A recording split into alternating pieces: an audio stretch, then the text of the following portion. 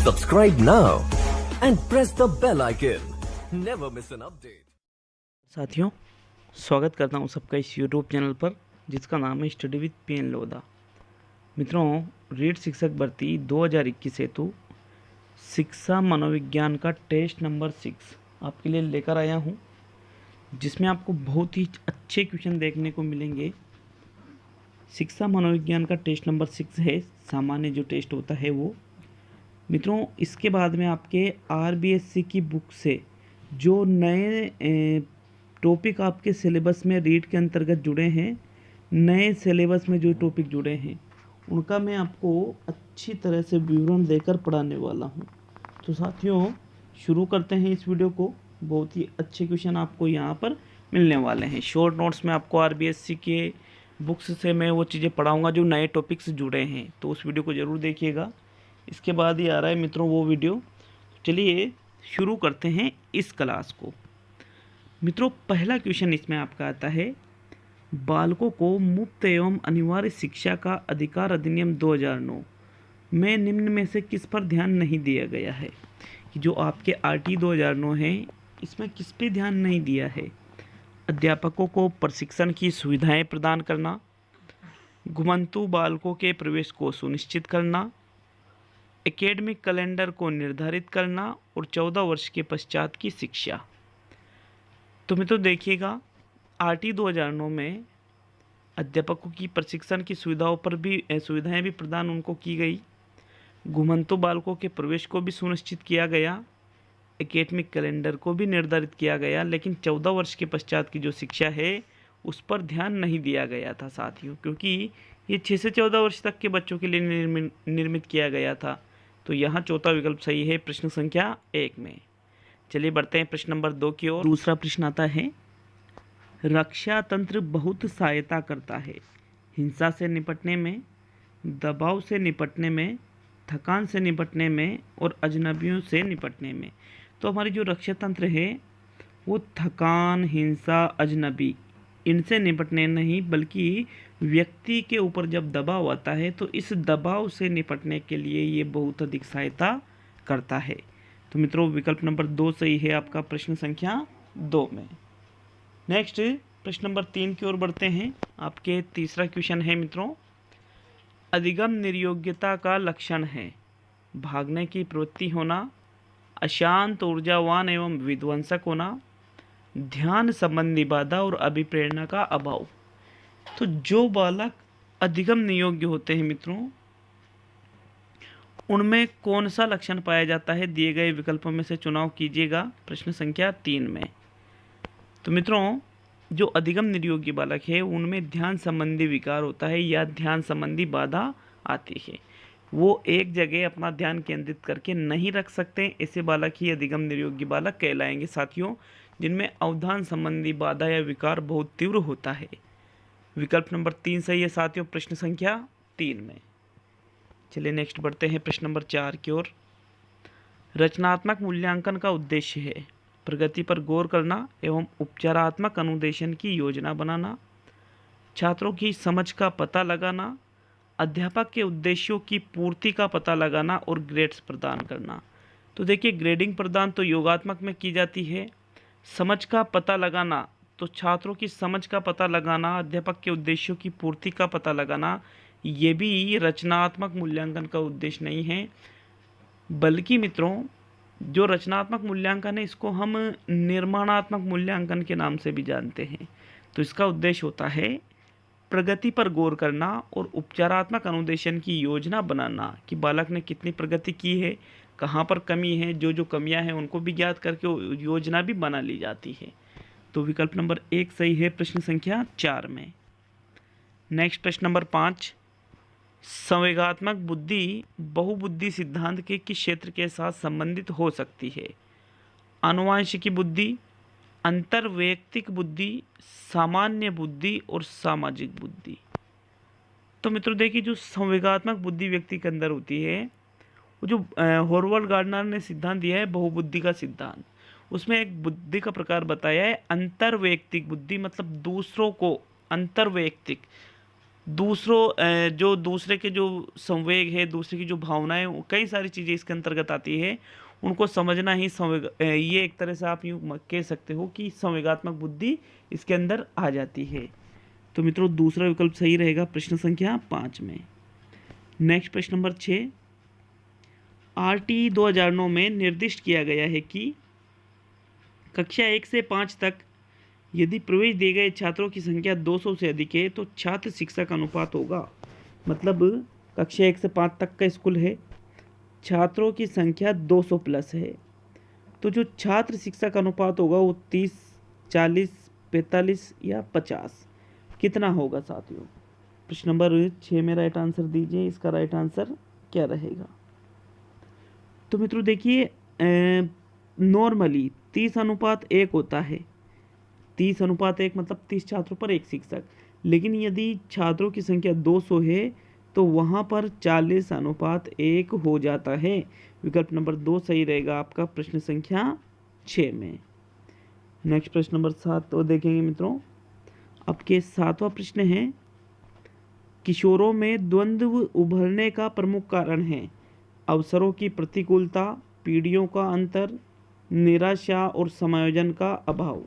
तो द्वंद्व क्यों उभरता है साथियों किशोरों के अंदर? इसका प्रमुख कारण बताइए दिए गए विकल्पों में से। मित्रों जब किशोरों में अवसरों की प्रतिकूलता होती है, मतलब उनको अवसर नहीं मिल पाते हैं, उनके अवसर अनुकूल नहीं हो पाते हैं, तो ये प्रमुख कारण बनता है किशोरों में द्वंद्व उभरने का। विकल्प नंबर 1 सही है प्रश्न संख्या 7 में।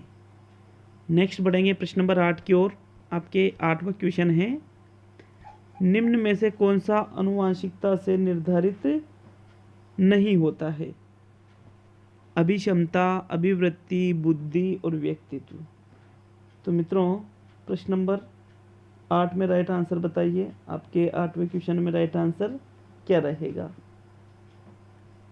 देखिए आनुवंशिकता से अभिक्षमता भी निर्धारित होती है, बुद्धि भी निर्धारित होती है, व्यक्तित्व भी निर्धारित होता है, लेकिन अभिवृत्ति आनुवंशिकता से निर्धारित नहीं होती है साथियों, बल्कि ये बाद में विकसित होती है।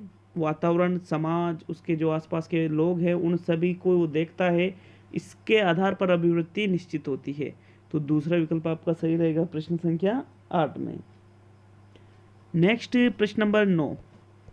तो मित्रों देखिएगा प्रश्न 9 को, कि जब एक व्यक्ति कहता है कि राम में अध्यापन के लिए अभिक्षमता है, तो इसका अर्थ क्या है? कोई कह रहा है कि एक व्यक्ति है जिसका नाम है राम, वो अध्यापन के लिए उसमें अभिक्षमता है, तो वो कहना क्या चाह रहा है कि राम अध्यापन की योग्यता रखता है, या राम अध्यापन में कुशलता अर्जित करने की योग्यता रखता है, अथवा राम अध्यापन में उच्च रुचि रखता है, या राम अध्यापन को नापसंद करता है। तो मित्रों यहाँ देखिए, नापसंद करने वाली बात तो आएगी नहीं, क्योंकि उसमें भी क्षमता है। 3 विकल्प है, पहला, दूसरा और तीसरा। कौन से विकल्प का चयन करोगे? देखिए अभिक्षमता है, अभिक्षमता तो है, मतलब वो कुशलता अर्जित करने की योग्यता रखता है, वो अध्यापन में योग्यता रखता है, लेकिन किसकी? कुशलता अर्जित करने की।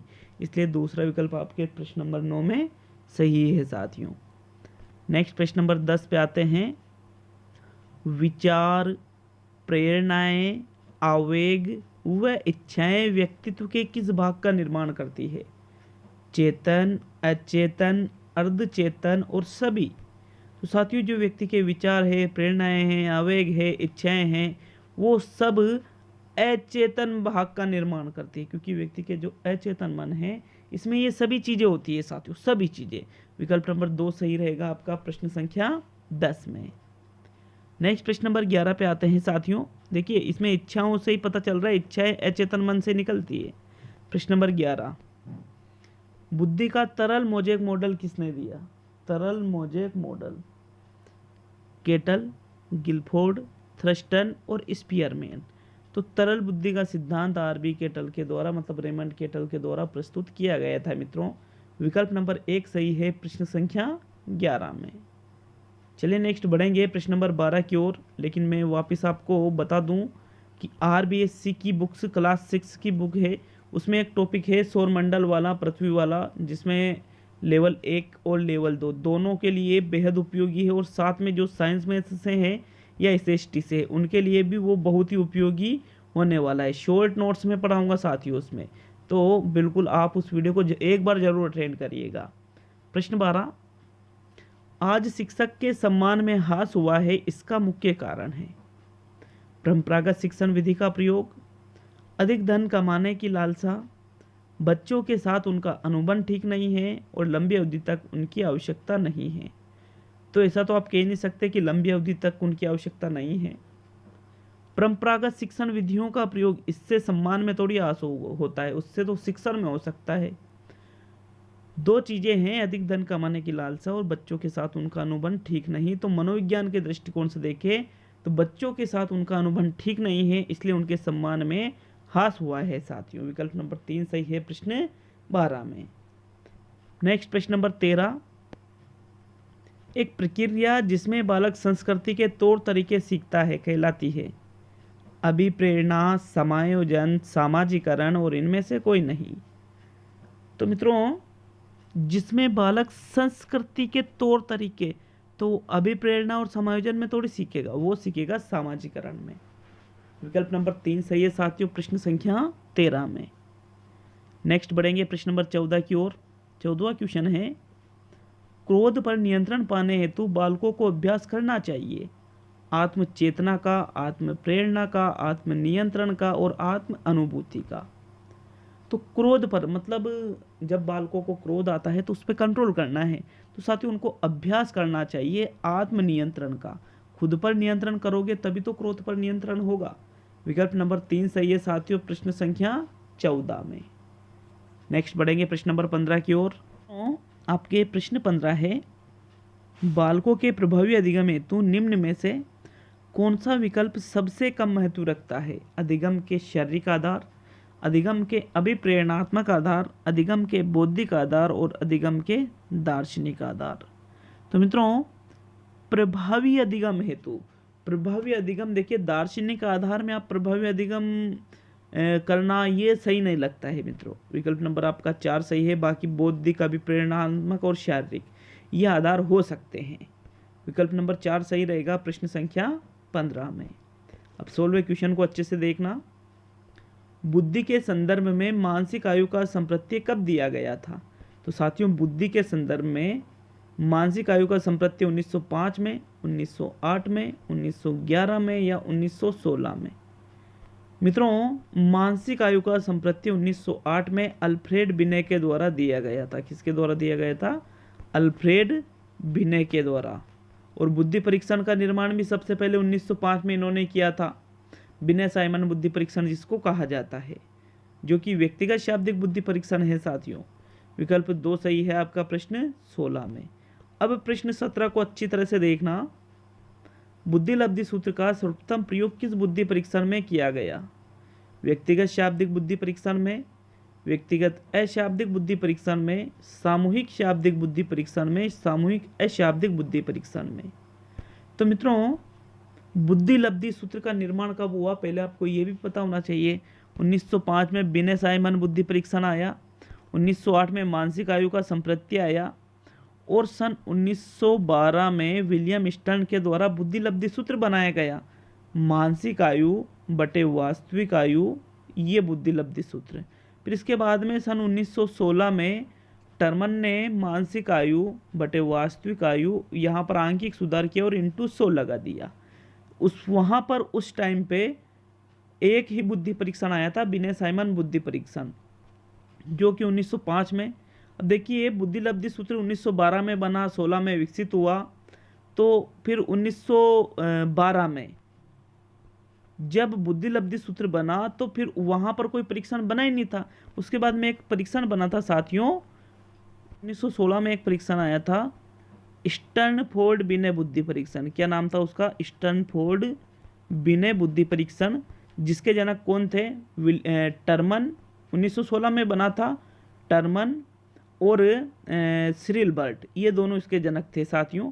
इन्होंने इस परीक्षण का निर्माण किया और यही परीक्षण था जिसमें सबसे पहले बुद्धि लब्धि सूत्र का प्रयोग किया गया था। और जो स्टैनफोर्ड बिना बुद्धि परीक्षण है साथियों, ये व्यक्तिगत शाब्दिक बुद्धि परीक्षण है। मतलब व्यक्तिगत शाब्दिक बुद्धि परीक्षण में सबसे पहले बुद्धि लब्धि सूत्र का प्रयोग किया गया था। विकल्प नंबर इस प्रकार से आपका एक सही रहेगा प्रश्न 17 में।